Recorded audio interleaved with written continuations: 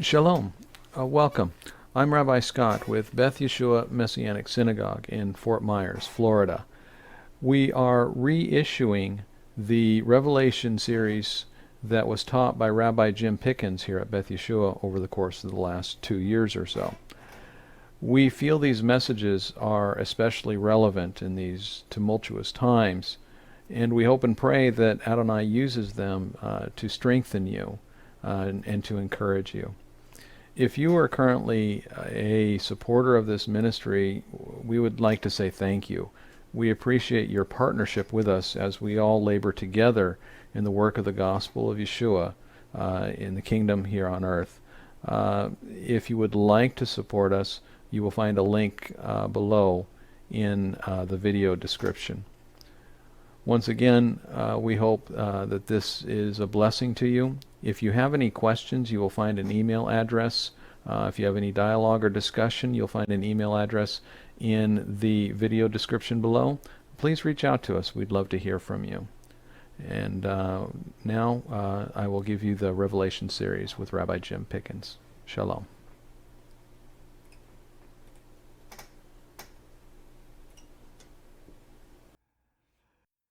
Well, good evening. Tonight we're going to start Revelation chapter 13. And we need to get right to it, since I'm going to try to bring together a number of things that we've studied over the last couple of years, actually.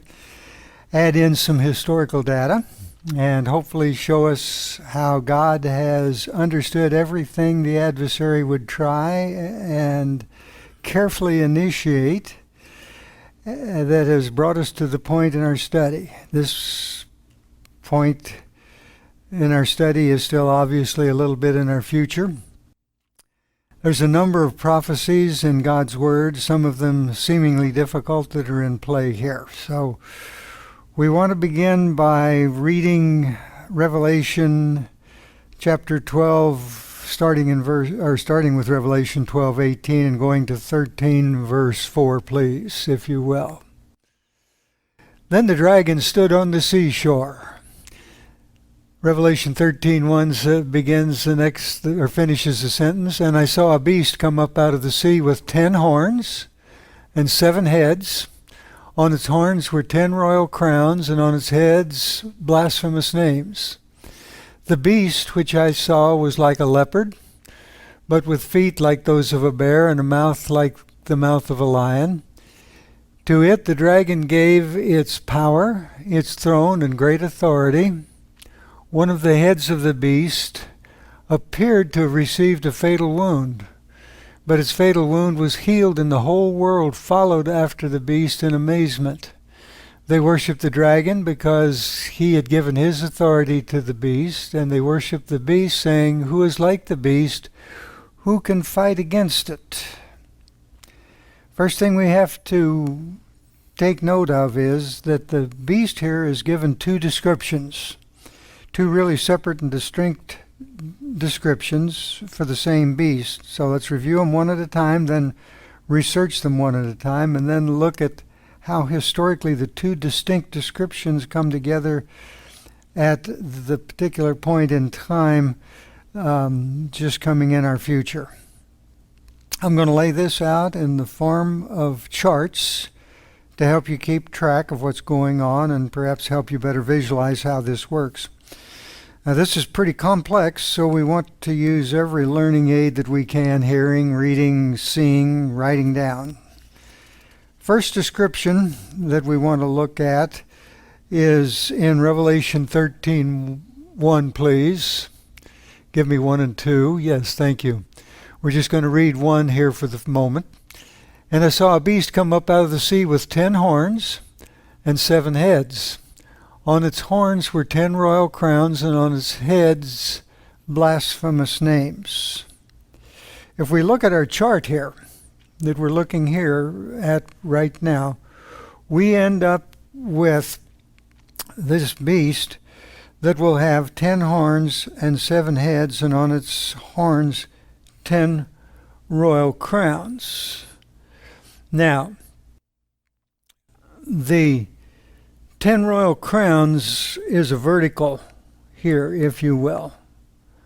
that takes up space beginning way back in antiquity, 753 before the Common Era, and ending up really with the coming of the false Messiah and taking over.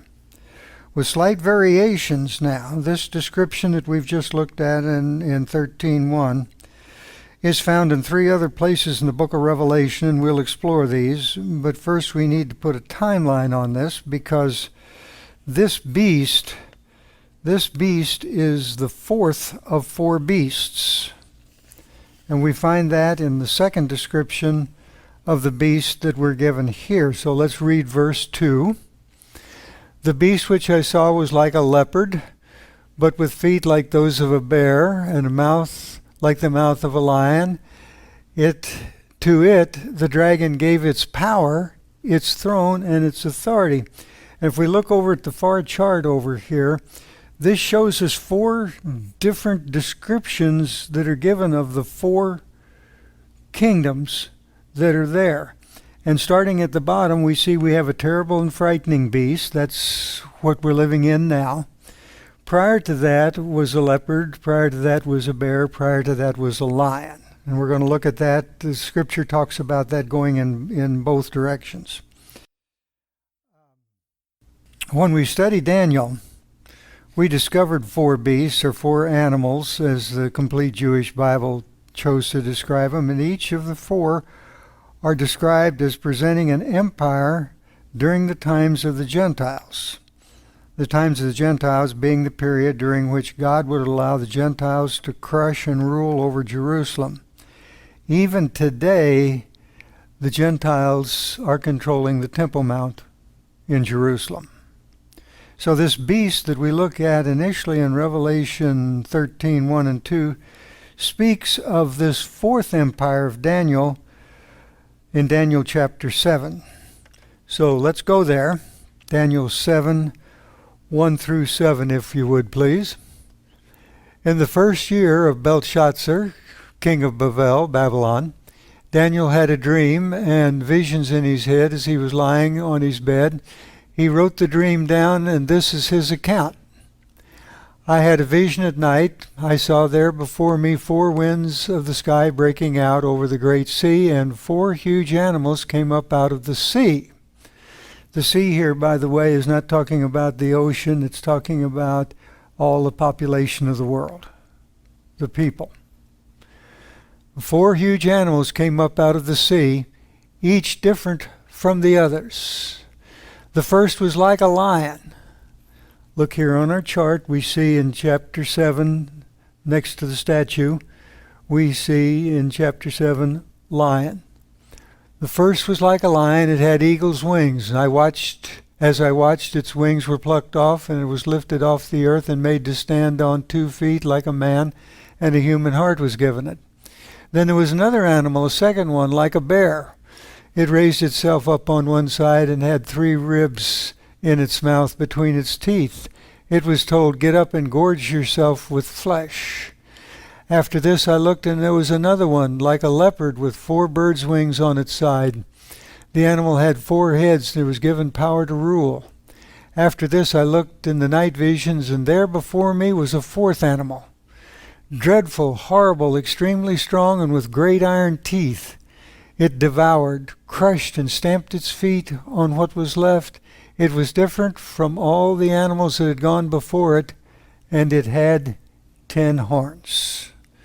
So if we look again next to the statue on this chart, we see the lion, the bear, the leopard, and the terrible and frightening beast, which is the 4th empire. Now, take note that here are 10 horns.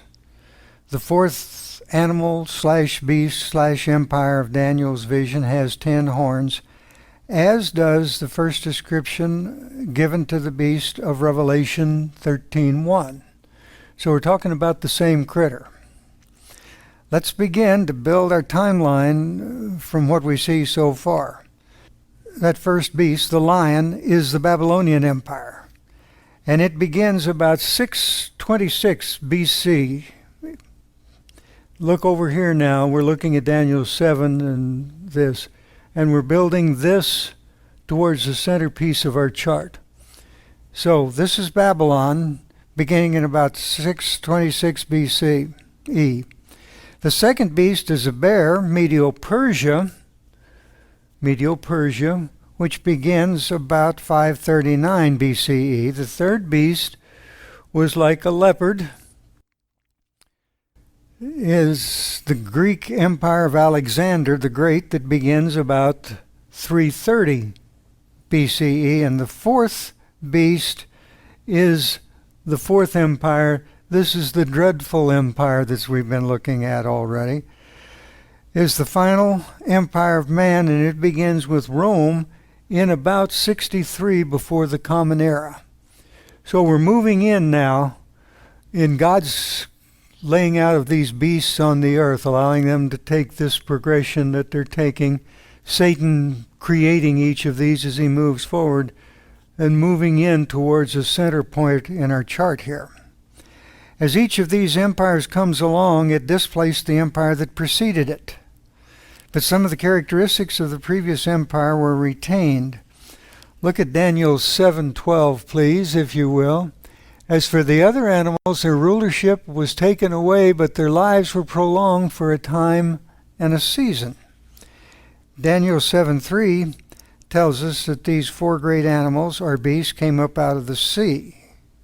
Again, the human population.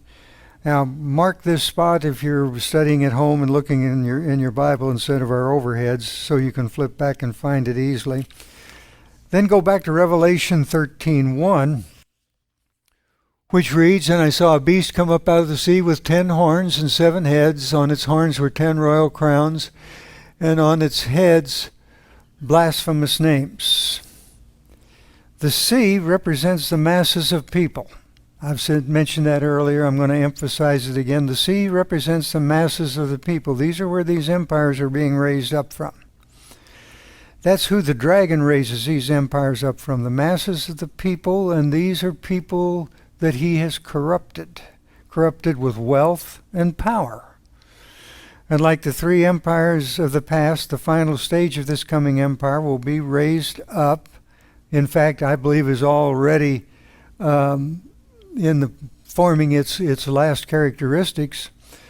It's going to be from the masses of the people by those who have been corrupted, again, with wealth and power. The other thing that we want to note this time is the order in which the beasts are listed. They're in reverse order here in Revelation 13:1, leading from the fourth beast back to the point of their inception at the first beast. Daniel starts, though, with the lion and moves towards the terrible and frightening beast.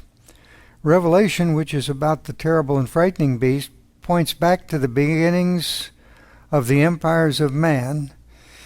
Now, John not only saw in the vision raising up of this final empire of man, he personally viewed its early times through his own eyes. Rome was a fact of life in the world that he lived in. He lived during the early stages of the Roman Empire. Rome's not the entire Fourth Empire, but Rome begins the Fourth Empire in 63 before the Common Era. We've reached that point right here. 60 years later, roughly about 3 before the Common Era, God presents his Messiah to the world through the birth of Yeshua. This is a juncture in time that this is all occurring.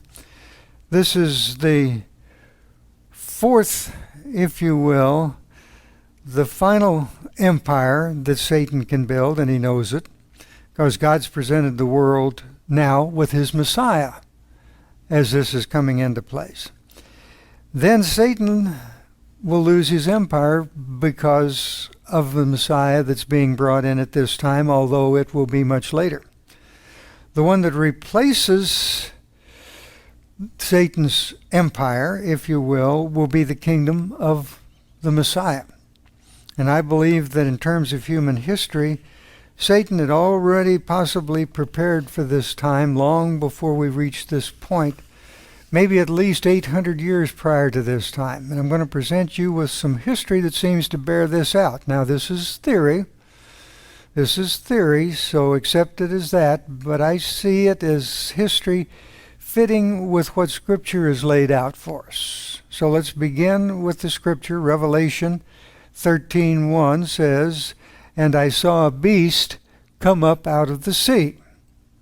I believe this is what happened 60 years prior to the birth of Yeshua, with the Roman Empire replacing the fractured Greek Empire. It was a beast that Satan had been raising up out of the sea of humanity and would continue to raise up until it would ultimately cover the entire world. Still be with us today if you understand that. And this beast is describing as having 10 horns and 7 heads. Now we established the 10 horns in Daniel 7, tied that beast there to this beast here, Revelation 13. But what about the 7 heads?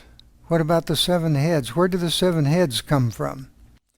Earlier, we noted that this same description of 10 horns, 7 heads, and royal crowns was used in 2 other places in Revelation. The first one is back a page in Revelation 12:3. So would you give me that, please? Yes.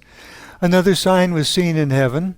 There was a great red dragon with 7 heads and 10 horns, and on his head were 7 royal crowns." On his heads were 7 royal crowns. The great red dragon, who is Satan, gives his will to the beast, to the 4th empire, which is a personification of the dragon of himself. It is his. They are enmeshed, and here the heads have 7 royal crowns. Now hold that thought and go to Revelation 17, verses 1 through 4. 17, 1 through 4. "Then came one of the angels with 7 bowls, and he said to me, 'Come, I will show you the judgment of the great whore who is sitting by many waters.'" Remember, we're looking ahead now in Revelation. "The kings of the earth went whoring with her, and the people living on earth became drunk from the wine of her whoring. He carried me off in the spirit to a desert, and I saw a woman sitting on a scarlet beast with blasphemous names, and having 7 heads and 10 horns.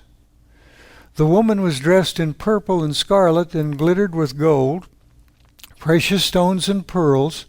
In her hand was a gold cup filled with the obscene and filthy things produced by her whoring." So, here it is. The meshed red dragon and the 4th beast, Satan and the 4th beast. It is the scarlet beast. We're not going to deal with the woman. What we're interested in now is the scarlet beast that has 7 heads and 10 horns, particularly the 7 heads. Daniel 17, we're going to look at verse 7. Then we're going to move on to 9 and 10. "The angel said to me, 'Why are you astounded? I will tell you the hidden meaning of the woman of the beast with 7 heads and 10 horns that was carrying her. This calls for a mind of wisdom. The 7 heads are 7 hills on which the woman is sitting. Also there are 7 kings. 5 have fallen. One is living now, and the other is yet to come, and when he does come, he must remain only for a little while.'" Now I'm going to take you back to our chart for a minute. We've got 7 heads or kings listed here in the vertical, just past where the 4th empire of man comes up against these kings. We've just looked at Revelation 17, 7 and 9 through 10.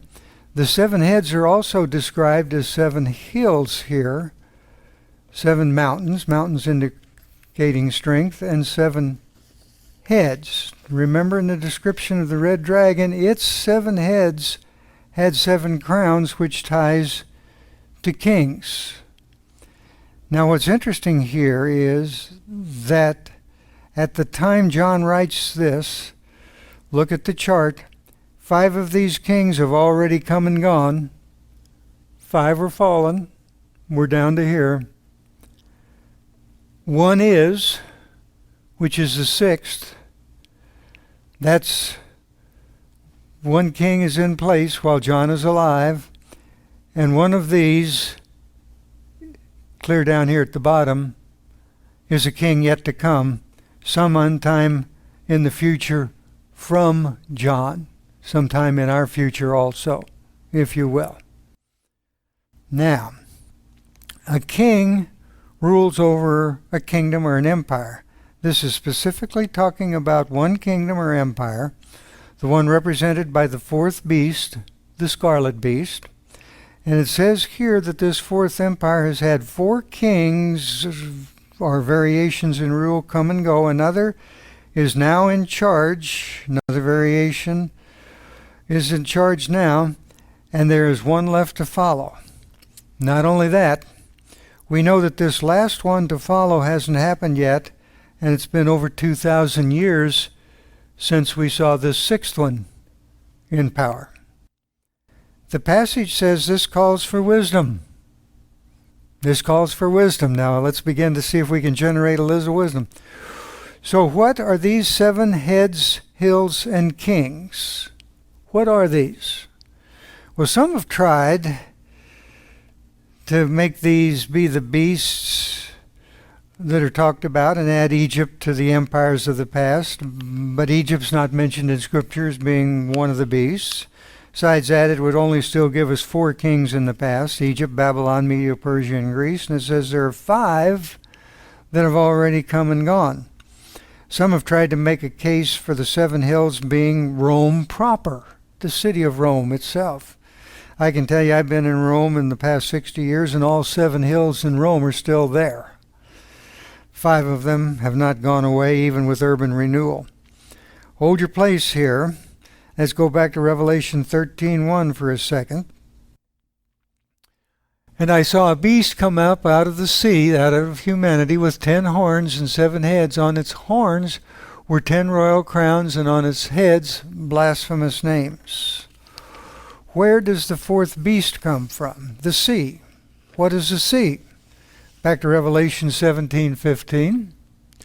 Then he said to me, the waters that you saw where the whore is setting are peoples, crowds, nations, and languages. The 4th beast, that is the personification of Satan himself, is raised up out of the people of the world, part of the ongoing raising up of this 4th kingdom begun in antiquity. I think that what we see in this 4th kingdom began very quietly, very long ago, and was raised up over a very long period of time. Satan planning ahead for this final 4th empire well before God sent Yeshua. In fact, the fullness of time that precipitated Yeshua's first coming might just have been this beginning of coming to fruition of the 4th empire not long before his birth. Historically, though, we want to see 7 heads and kings. 5 before John, who wrote Revelation, 1 at John's time, and 1 in the future of John. So let's then look at history and see how this 4th Gentile empire may have been raised up from among the peoples of the earth, and see how these 7 heads, kings, converges with our 4 beasts in time. Early in the 8th century, before the Common Era, a portion of the Etruscan people began to move southwestward and established themselves on the peninsula we now call Italy, in the area of the city we call Rome.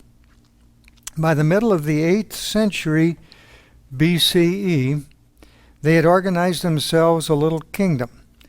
Interestingly, by the time of Yeshua's birth and Yochanan's writing of the Revelation, they had developed 6 forms or ways of governing their kingdom, now grown into an empire, with 5 experiments in governing the kingdom having been discarded. So let's apply them to our chart and see what this gives us. 7 heads, hills, mountains, kings.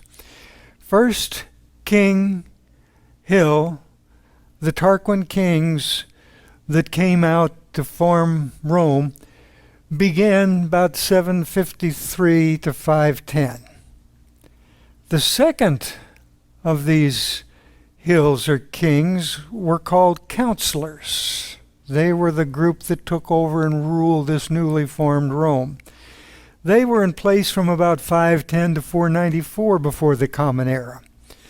Then we have a third group in the hills kings things called the plebeians or dictators, and they would have ruled from about 494 to 390 before the Common Era. The fourth kingdom or hill would have been the republicans, oligarchy of 10 they're sometimes called by the historians. They would have ruled from about 390 to 59 BCE. This is when Rome was becoming a real empire of power. The fifth king, or so forth, was called the triumvirate. There were actually only 2 of them, but it began with 3. These were in place from 59 to 27 before the Common Era. Note that in our beast/empires timeline, Rome has grown to such proportions as to become the dominant empire of the region, supplanting the remains of the Greek Empire. And so it has become the start of the fourth beast or fourth Gentile empire, capable of trampling down Jerusalem. And it did just that in 63 before the Common Era, supplanting the brief Hasmonean rule. Rome moved in 63 before the Common Era and took over Israel. In 27 before the Common Era, Rome turned to imperialism. The sixth head or king of the fourth beast. This was in power at the time that Yeshua was born. At the time that John wrote Revelation, 5 of the fourth empire's heads or kings have fallen. 1 is now living, the 6th, and will continue to live on, changing like a chameleon until our time. Until our time. And we're still part of it. Where I believe the transition is now beginning to be underway to move towards the 7th and final hill or king. Satan begins small and raises up his fourth empire out of the sea, the mass of humanity. It will continue to expand until it devours the whole earth. Well, it's reached that point. We can look over here now and see that the world is now divided into 10 kings or kingdoms in these charts. We need to look at this chameleon-like action, though, which on our chart will fill the space between the Fourth Empire beginning its takeover of the world in 63 and its demise with the return of Messiah. That's this area in here, looking at this, all these facts that are below here. Rome invented imperialism. That is, sending its own people to govern the conquered areas. Prior to Rome, the usual method of empires was to set up puppet governments using local peoples, and as long as they sent the tax money in on time and didn't rebel, the conquering nation would pretty much leave them alone. Tax money was what was important. Conquest is for power and for wealth. The 2 narcotics Satan uses to enslave his human workers are power and wealth. Rome changed the way of doing business by sending people, like Pontius Pilate as an example, to govern the conquered territories directly. Now, as I mentioned earlier, this is the fourth and final empire of man. When it's over, so is Satan's domination of the earth. To preserve itself as long as possible, this empire has changed as the world has changed. It's like a chameleon. It's adapted. The Roman Empire, as it was at the time of Yeshua's birth, gave way to the church during the Dark Ages.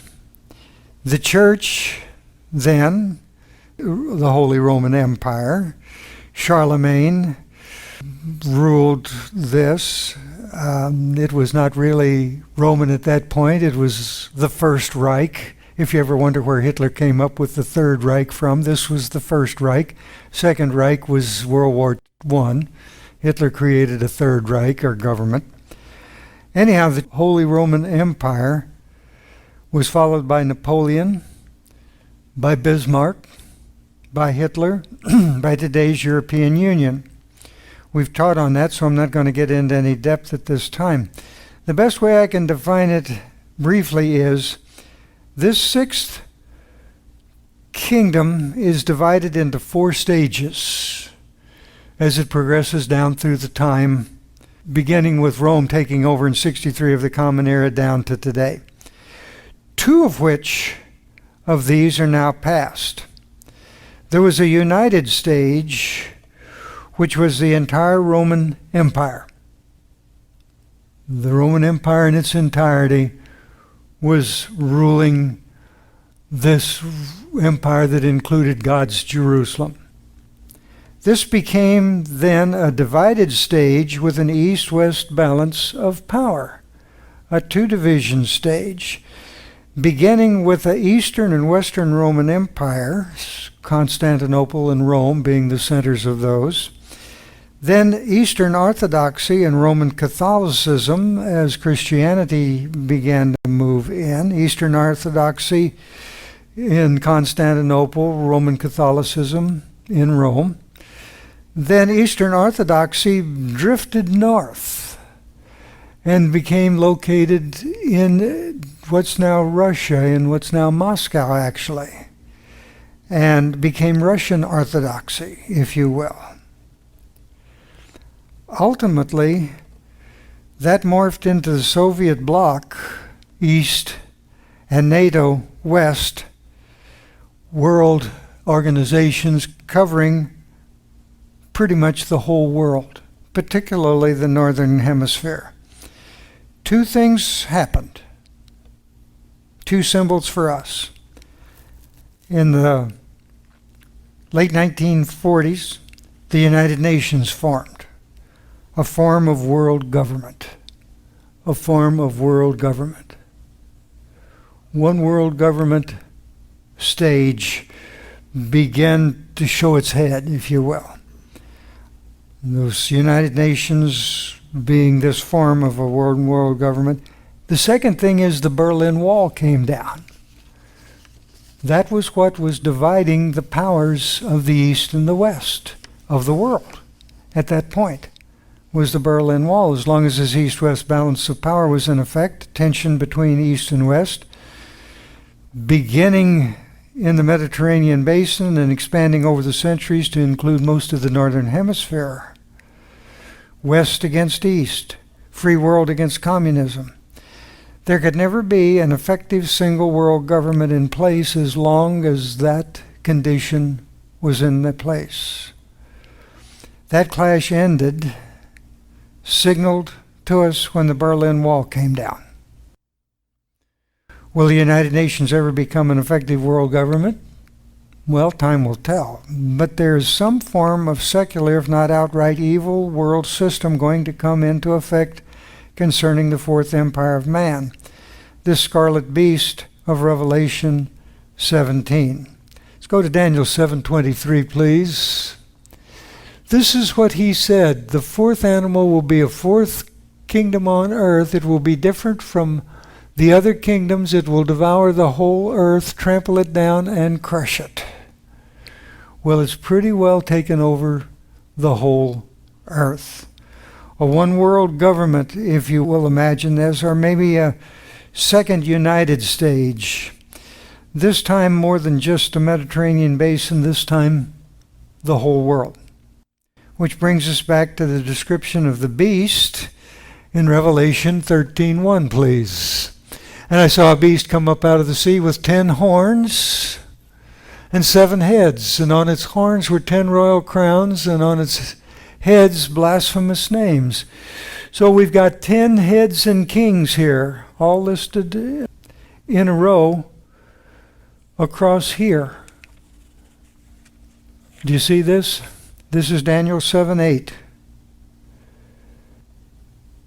If we think about this,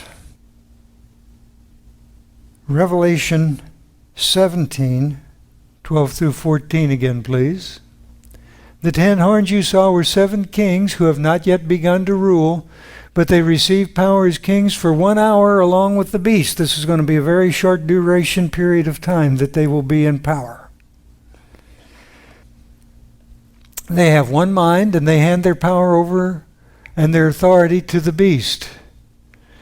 They will go to war against the Lamb, but the Lamb will defeat them because he is Lord of lords and King of kings, and those who are called, chosen, and faithful will overcome along with him. That is those of us who are going to be taken to him as he returns and declares war on the government that's in place set by Satan. Remember, this war is in the heavens, and it's spilled out onto the earth. Never lose sight of the fact that what's going on here is an extension of what's going on in the heavens. What about these 10 horns, kings, kingdoms? This is what leads us to the 7th head or king, the false Messiah ruling over the earth for 3.5 years. Now notice we've got 10 kings here. And we're going to begin to look now at the false Messiah ruling for 3.5 years. Daniel, chapter 7, beginning midway in verse 7. It devoured, crushed, and stamped its feet on what was left. It was different from all the animals that had gone before it, and it had 10 horns. While I was considering the horns, pay attention to this now. While I was considering the horns, that's the 10 horns, another horn sprung up from among them, a little horn before which 3 of the first horns were plucked up by its roots. In this horn were eyes like human eyes, and a mouth speaking arrogantly. Then I wanted to know what the 4th beast meant, the one that was different from all the others, so very terrifying with iron teeth and bronze nails, which devoured, crushed, and stamped its feet on what was left, and what the 10 horns on its head meant, and the other horn that sprung up, and before which 3 fell, the horn that had eyes and mouth speaking arrogantly, and seemed greater than the others. As for the 10 horns, out of this 10 kingdoms will arise, and yet another will arise after them. Now he will be different from the earlier ones, and he will put down 3 kings. That's a whole bunch of information. Here are 10 kings that are going to dominate the earth. These 10 kingdoms are really being laid in place and firmed up as we speak now. They have the earth divided amongst themselves. Then will come another horn or a king, a little horn of Daniel, who will take over 3 of the existing kings and control 3 of the 10 kingdoms of the earth. Revelation 17 also speaks of this. Revelation 17:12 and 13, please. The 10 horns you saw were 10 kings who have not yet begun to rule, but they receive power as kings for 1 hour along with the beast. They have one mind, and they hand their power and authority over to the beast. They hand their power over to the beast. This is where it becomes confusing. We have a 4th beast, a scarlet beast, the 4th empire of which these 10 are part of. How do they hand power over to the beast if they're already part of the beast? There is more than one beast. There is more than one beast. There are, in fact, 3 beasts talked about as we go through Revelation from this point onward. The final empire of man that dominates the world is called a beast. The false Messiah that we're going to introduce very quickly is the horn that uproots the 3 of the 10. He is called a beast. And later on, as we progress, we're going to see, number 3, that the false prophet who works for the false Messiah is also going to be referred to as a beast. Well, let's find out about this second beast, this false Messiah, this additional horn that uproots 3 of the 10. Revelation 13 again, verses 1 through 3. And I saw a beast come up out of the sea with 10 horns and 7 heads. Its horns were 10 royal crowns, and on its head blasphemous names. The beast which I saw was like a leopard, with feet like those of a bear, and a mouth like the mouth of a lion. To the dragon it gave its power, its throne, and great authority. One of the heads of the beast appeared to receive a fatal wound, but its fatal wound was healed, and the whole world followed after the beast in amazement. At verse 3, one with fatal wound that's healed becomes false Messiah, our second beast. Follow this closely. These 7 heads here are the same heads of Revelation 13:2 that have 7 crowns. Looking back there for a second, 12:3 please. Another sign was seen in heaven. There was a great red dragon with 7 heads and 10 horns, and on his heads were 7 royal crowns. In this passage, the 7 heads have the crowns. And it's speaking of the 7 kings, which at the times of Yochan's writing of Revelation, 5 had fallen. That's the center group. 5 had fallen. 1 was, and 1 was yet to come. This vertical line on your chart. The focus is on these 7. Here the 10 horns have no crowns. As we look at this, there's simply 7 kings. In Revelation 13:1, it tells us, and I saw a beast come up out of the sea with 10 horns and 7 heads. On its horns were 10 royal crowns, and its heads were blasphemous names. As these 10 kings lay themselves out here, they are not initially kings, but they will be made kings, and they will replace these kings, with one exception. This passage, the 7 kings have the crowns, and is speaking of 7 kings at the time of Yochanan's writing of the Revelation. 5 had fallen, 1 is yet to come. The vertical line in our chart, the focus is on these 7. Here are thou then 10 horns with no crowns. In 13:1, though, it says the horns get royal crowns. The heads have no crowns. The crowns are on the 10 horns. This speaks to the 10 kingdoms of the end of the age, not the 7 vertical on your chart. These 10 horizontal on your chart, which is the focus here, are part of a change that takes place during this end time period. But another horn, a king, is yet to come. Until this point, he hasn't arrived yet.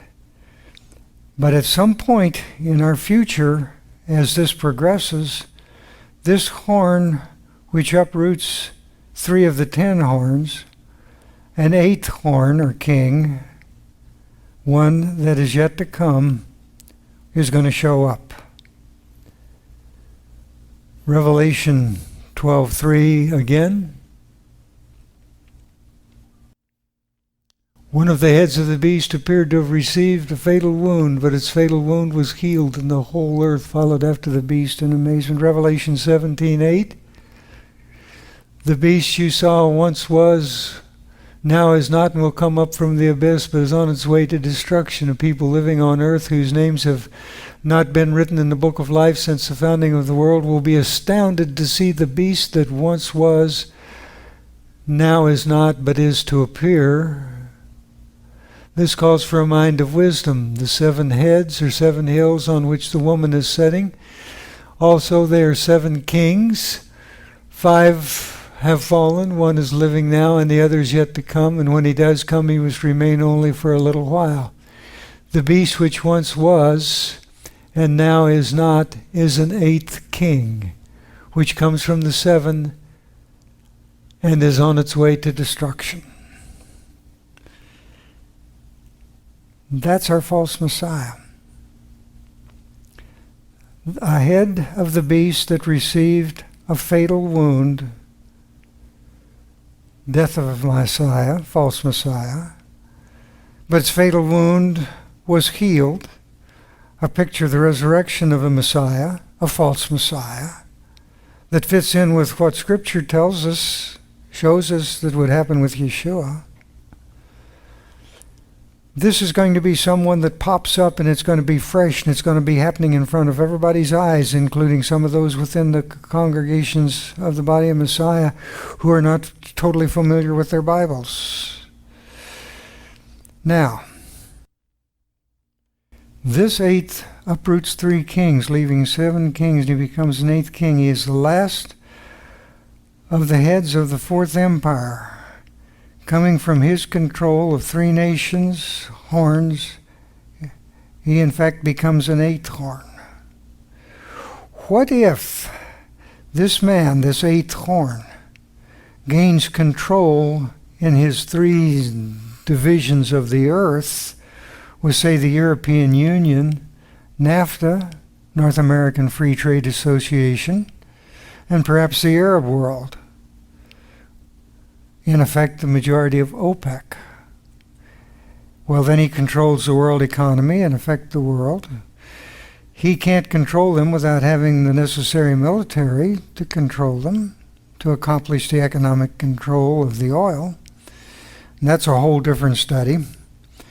One last point to make for you out of all of this is we hold Sukkot as being representative, being a picture of the millennial reign of Messiah for the 1,000 years. If the fall festivals fall as accurately on the times as they indicate as the spring festivals did, backing up 7 years from the start of the millennium, puts us at the same time for the start of the 7-year tribulation period. That's easy math. Now, 3.5 years into this tribulation period, the place that we're studying right now would then fall on Passover. Pesach, at a Passover, which is, or has in it, the great picture of the death, burial, and resurrection of Messiah. Look at what this is saying about bringing the false Messiah to power. First Revelation 13:3 and 4, please. One of the heads of the beast received a fatal wound, but its fatal wound was healed, and the whole world followed after the beast in amazement. They worshiped the beast because he had given his authority to the beast. Now you see, we've got 2 beasts named there. One's the false Messiah. One is the Satan. Well, they worship the beast, saying, "Who is like the beast? Who can fight against it?" 17:7 through 11. Then the angel said to me, "Why are you astounded? I will tell you the hidden meaning of the woman and the beast with the 7 heads and 10 horns that was carrying her. The beast you saw once was, now is, not, will come up from the abyss, but it is on its way to destruction. The people living on earth whose names have not been written in the book of life since the founding of the world be astounded to see the beast that once was, now is not, but is to appear. This calls for a mind of wisdom. The 7 heads are 7 hills on which the woman is sitting. There are also 7 kings. 10 have fallen. 1 is living now, and the other is yet to come. And when he does come, he must remain only for a little while." That's the last one. The beast, which once was and now is not, is an 8th king. It comes from the 7 and is on its way to destruction. This is going to be an evil duplication of what Messiah Yeshua did in regard to Passover, and the world will say, "Who is like this? Who can fight against him? He controls the economy. He has the army to do this. Now he's raised from the dead. Who is like this? Who can fight against him?" They will worship Satan. They will worship the false Messiah. The whole world, except for those sealed to God, the true believers. What did Yeshua say in Matthew 24:24? Great signs and miracles will be performed so as to deceive even the elect, if that were possible. There are those who currently think they are the elect, but unfounded in God's word, who will be deceived. He, false Messiah, will control the military, a large chunk of the military of the world, large chunk of the economy of the world, and frankly will create the religion of the world, which will be worship of himself. This is the story of the 4 beasts and the 7 heads and the 10 horns. Come together in one man, raised up by Satan, supported by a demonic host, in a last-ditch effort to retain the earth by Satan. Now, I'm going to hand you out copies of these charts. And keep these charts, particularly the complex one of Revelation. They'll be of an immense help as we go forward. I'm going to add a chart to you showing the 10 divisions of the world as it was laid out by the Club of Rome. When did the Club of Rome lay out these 10 divisions of the world? How about 1973? These have been in the process of being created since 1973. We've got a map up here, which I'll give you a copy of, showing that. What they laid out in 1973, Club of Rome, with only 4 major variations, has actually come into being today. Those changes are: 1, Mexico has become part of NAFTA along with the U.S. and Canada. Number 2, South Africa, then under white government control, is now under black government and has been moved to inclusion in the African continent regime. 3, the Eastern Bloc of the then USSR is now part of the European Union. 4th, the Empire/Muslim bloc of the north coast of Africa has moved themselves into the African government regime. Now, lest we think that this is all just on paper, these have really developed themselves into truly, truly great pictures for us to take a look at. I've got a picture here that shows you that the African Union has actually developed a flag, which they have. I'm also going to tell you that the African Union has written a paper, if you will. They developed the flag and they flew it first on January 31st, 1910. So that's been in existence for 9 years. Also, they had its 14th, the African, right there, chart on the left, second one down on the right. The African continent is a single unity, and it held its 14th ordinary session of the Assembly of Heads of State, and it created the African Standby Force. That is a group of military made up of all the nations involved that have armies that can be taken to any particular African nation that's having trouble staying within the Union and police it. We could go on and on and on, but we're out of time. We need to close. But understand, Adonai has all of this laid out for us in the book of Revelation. We're going to pick this back up next week in Revelation 13, and we'll actually start off by reading verses 1 through 4. We'll close with that.